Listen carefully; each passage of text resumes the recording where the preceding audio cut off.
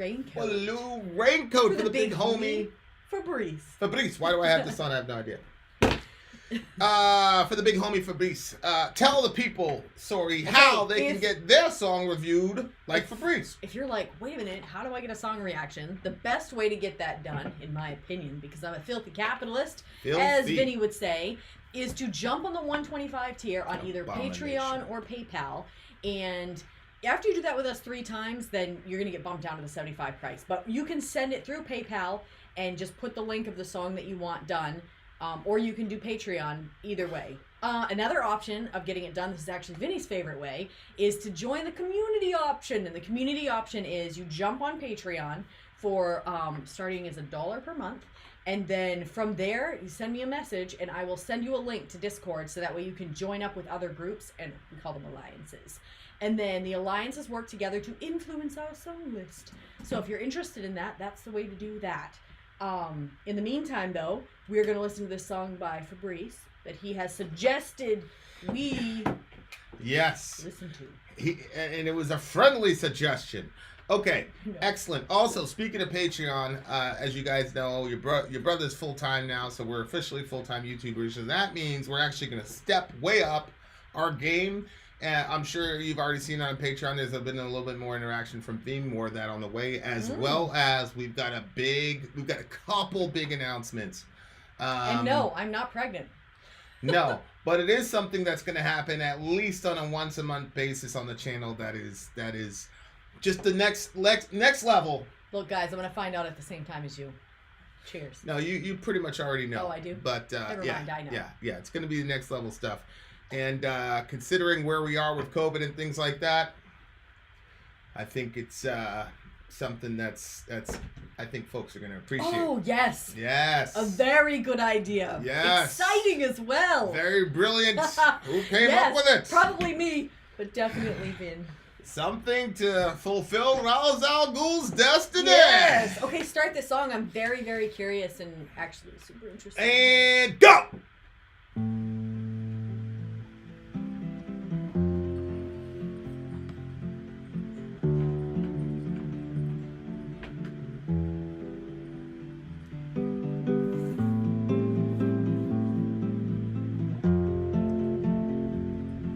Song feels good, bro. Yeah, it does. Very chill. It's 4 in the morning, the end of December. I'm writing you now just to see if you're better. New York is cold, but I like where I'm living. There's music on Clinton Street all through the evening.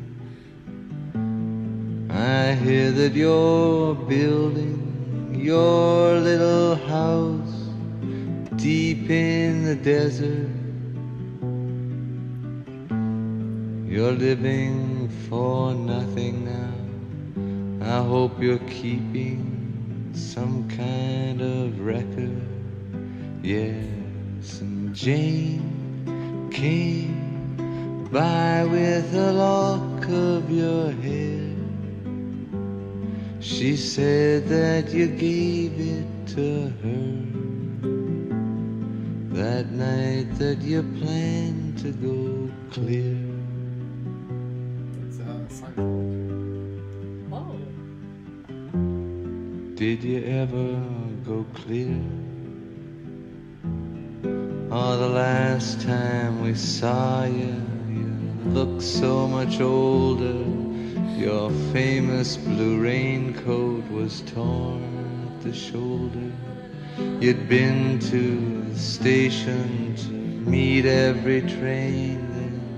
Then you came home without Lily Marlene, and you treated my woman to a flake of your life. When she came back, she was nobody's wife. Well, I see you there with a rose in your teeth, one more thin gypsy thief. Well, I see Jane's away.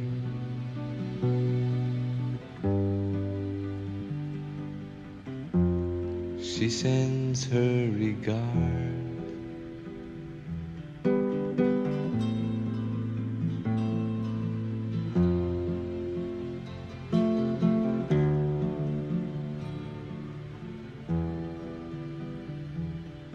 And what can I tell you, my brother, my killer?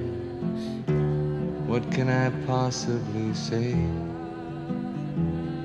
I guess that I miss you. I guess I forgive you. I'm glad you stood in my way. If you ever come by here, for Jane or for me, well, your enemy is sleeping, and his woman is free. Yes, and thanks for the trouble you took from her eyes. I thought it was there for good, so I never tried.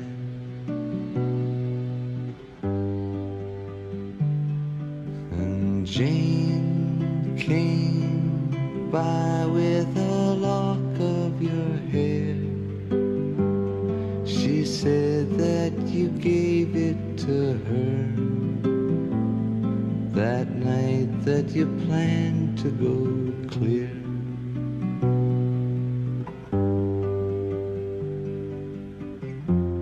Sincerely, L. Cohen.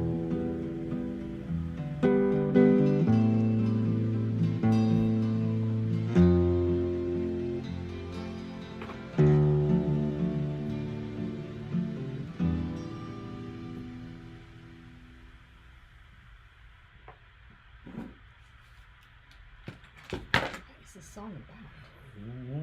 It sounds... So, there's some Scientology elements in it. Going clear. That's slang that Scientologists use when it's... I don't know if it's slang. It's probably a technical term. When...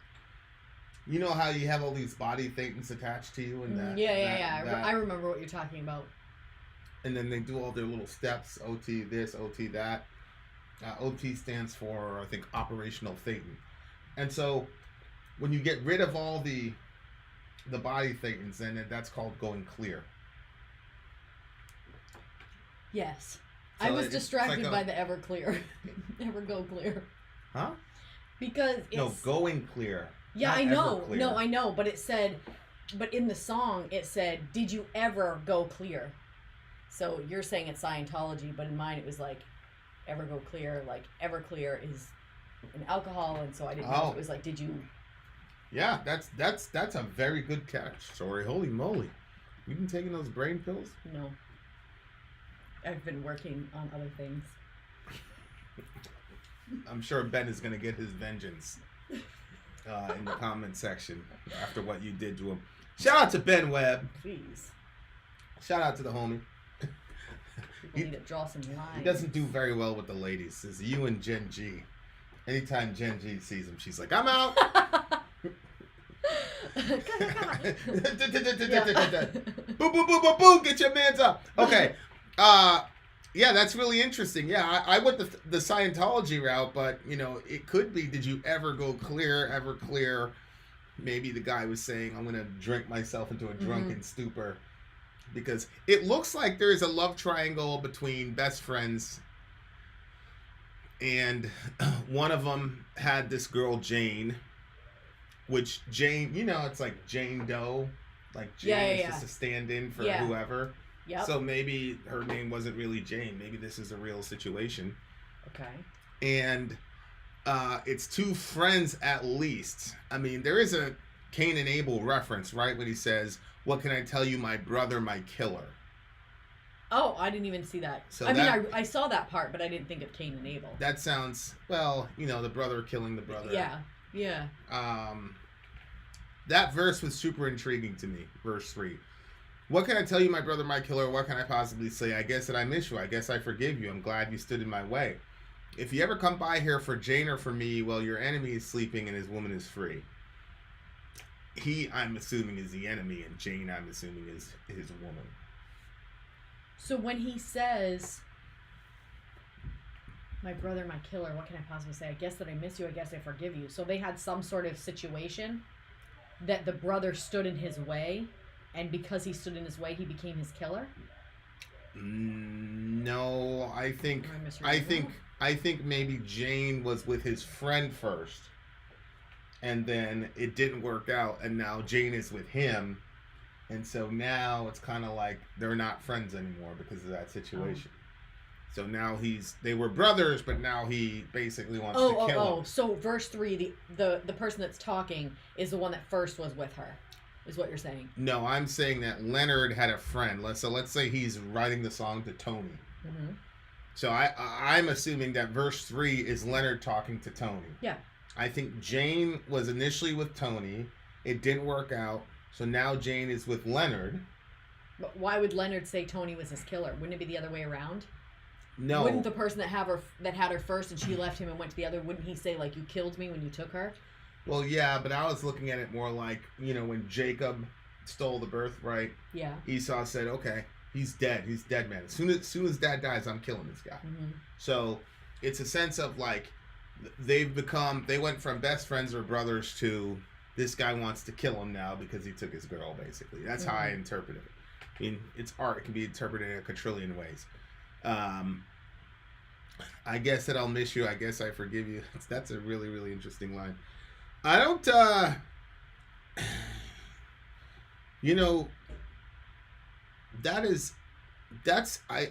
really, really appreciate that third verse because it shows the complexities. Whoa. Go ahead.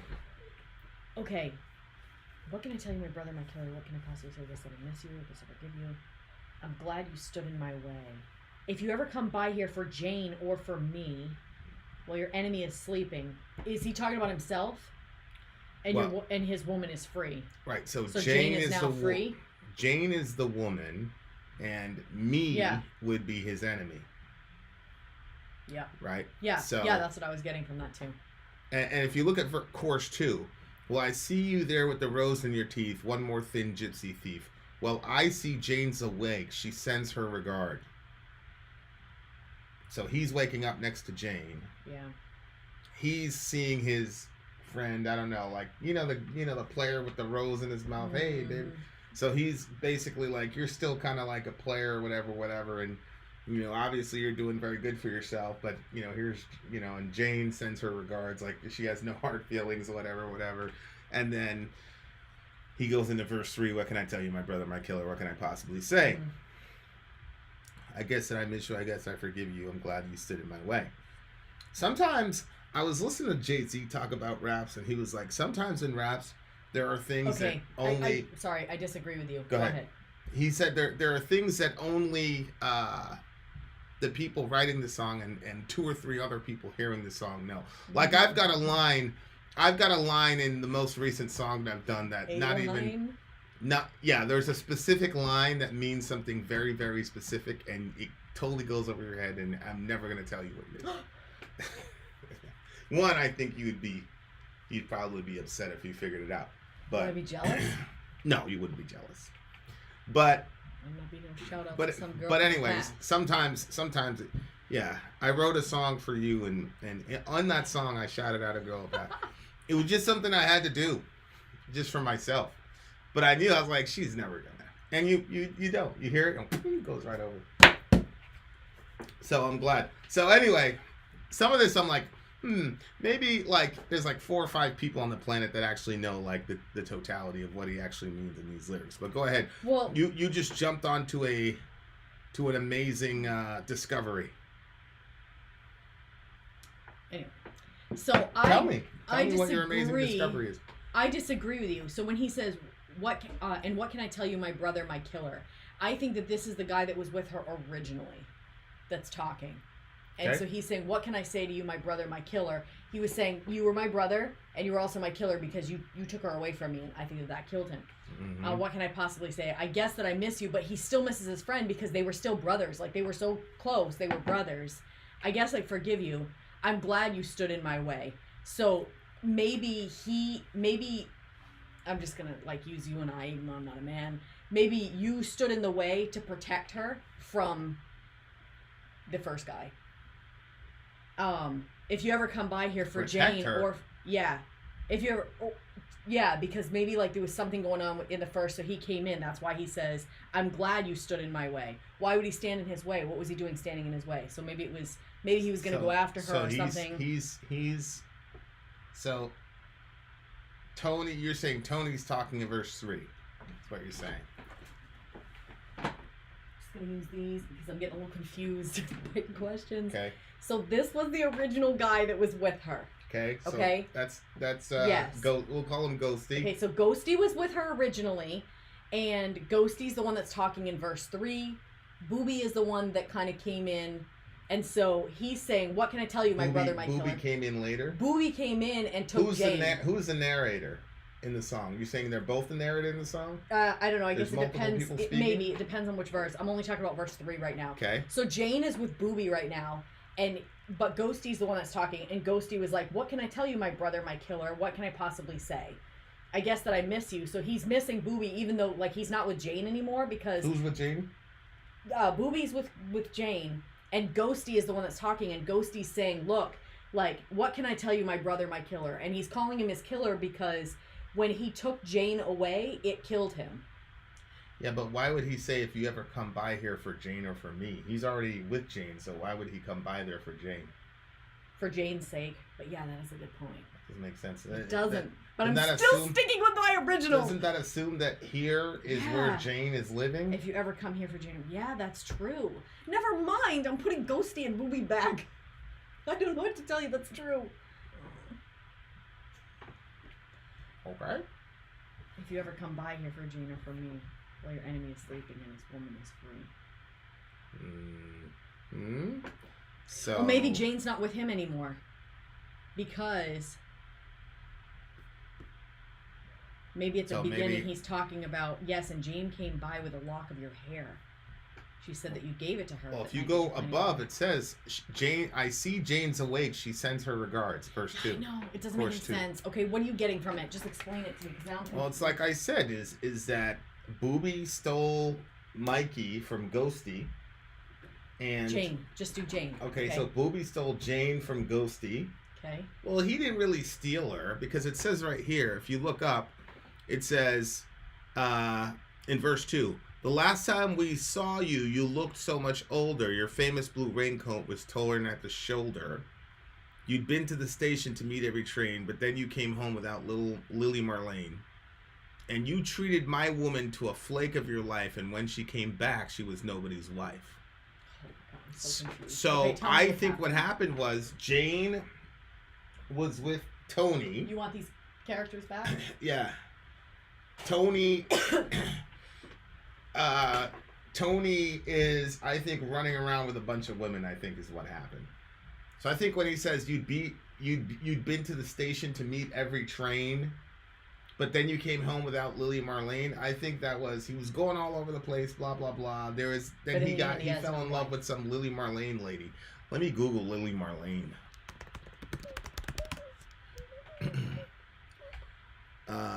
Okay, so it's Lily Marlene, but it's all in Deutsch. What does Lily Marlene mean? Lily Marlene is one of the best songs of the 20th century, a plaintive expression of a soldier's desire to be with his girlfriend. Okay, that gives us some insight. It is indelibly associated with World War II in part because it was popular with soldiers on both sides. It was first recorded by the German singer. Interesting. So that changes things. And here's the lyrics here. We want to stand by the lantern like Lily Marlene once did, like our two shadows looked like one, that we loved each other, blah, blah, blah. Okay. So now that changes things. Let's see. 1971 is when this song came out. Okay, so definitely these guys, World War II would have been definitely, and obviously his last name is Cohen, so he must be Jewish. Okay, so that changes things. So you'd been to the station to meet every train. Okay, so that's interesting because he's got older shoulder, doesn't use the term soldier. The last time we saw you, you look so much older. That's probably because he came back from the war. Your famous blue raincoat was torn at the shoulder. You'd been to the station to meet every train, but then you came out without Lily Merlane. Holy shit. This happens a lot. Dude goes off to jihad, doing his thing, fighting for his country, and the girl's back home, and she does her thing. So there's that. Evil ass women. I mean, it's really... Here you go, justifying the evil ass woman. No, Let's hear it. No, I Let's just hear think the justifications. that there Let's are hear some... it. I think that they should say, hey, look, I'm not good with this. Like, they need to have that conversation before they get together. Like, They're not good with what? If you don't want a guy that's going to be leaving, then you need to have that conversation. You're very, very understanding when the girl does the guy. When the girl does the guy wrong, you're extremely understanding. The thing is, people aren't necessarily doing everything out of like the perfection and goodness of their own heart. Like, people want to go to war, right? So he wants to go to war. There are very few people that want to go to war. Well, there are some that want to go to war. There are some that want to do that for other reasons. There are very few. But I think you would be surprised. Listen to the justification. I think you would be surprised to know if this was the other way around. Okay, okay. So then the girl should make it very clear as to whether or not she wants to have a child or wants to be pregnant. And if she is pregnant, she wanted to be pregnant. So if she's like 400 pounds and he runs off on her, then hey, she should have communicated earlier. That she was going to get fat? That she was going to get pregnant. He didn't want to get pregnant. So now, if he cheats on her while she's pregnant, no harm, no foul. No. I never said there was no problem with her cheating on him when he goes away to war.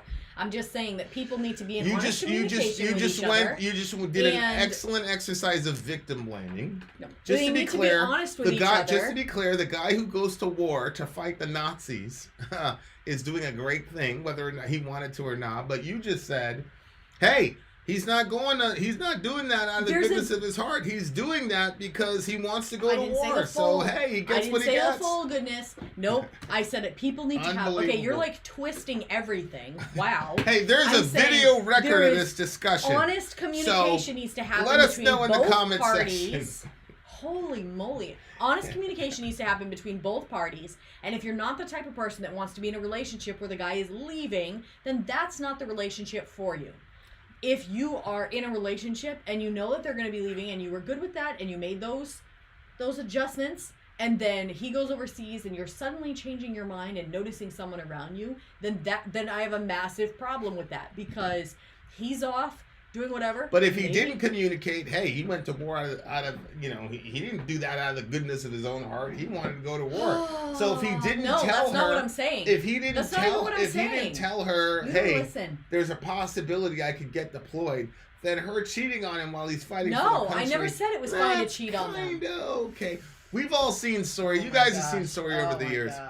If the roles were reversed, notice how I said, so if the girl's pregnant and she didn't communicate that she wanted to be pregnant, then he can go off and cheat on her then, because she didn't communicate well, right? No. Why not? I never said that she could cheat on him for going in. But you can understand it. There's understanding because you have understanding for the girl who's doing that while the dude is deployed. But she didn't know, and he's not doing it out of the goodness of his heart, right? Because dudes just want to go to war. Sometimes you say a lot of words, and then I get lost in what you're trying to communicate, and it just turns into this. Well, we'll let the audience decide. Okay. Ben Webb, I've avenged you, brother. Yeah. I've avenged you, Ben. Just to make it clear, I was going out for your honor when I said something to Ben. But good job avenging Ben. Yeah. Anyway. No doubt. Everybody knows. Hey, I'm a loyal friend, bro. I'm not like. Really? I thought you were my friend, but apparently. Folks in this. Hey, man. Hey, priorities.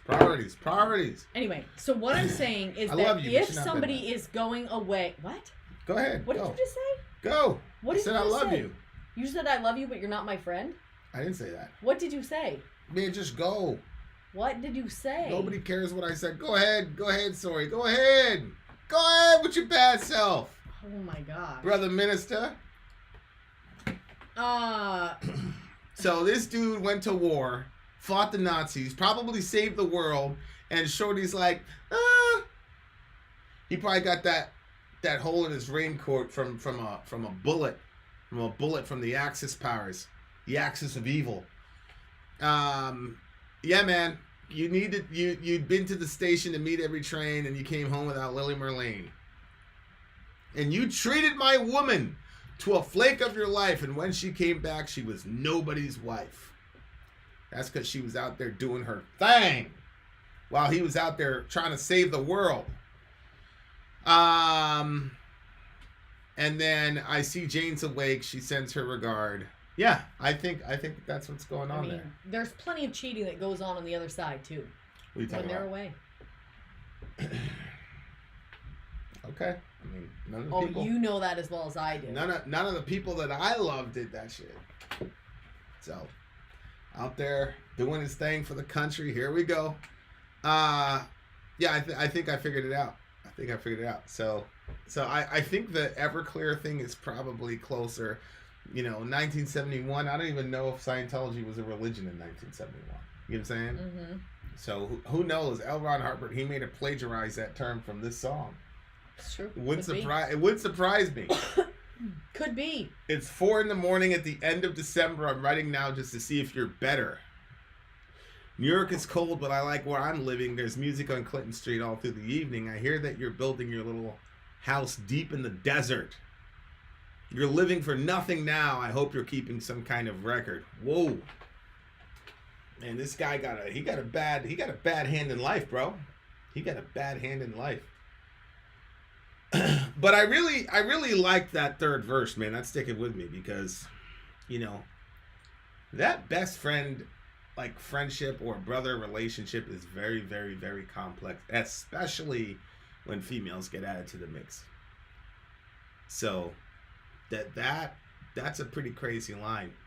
And it, I liked it because he says, what can I say? My brother might kill you. Or, I guess that I miss you. I guess I forgive you.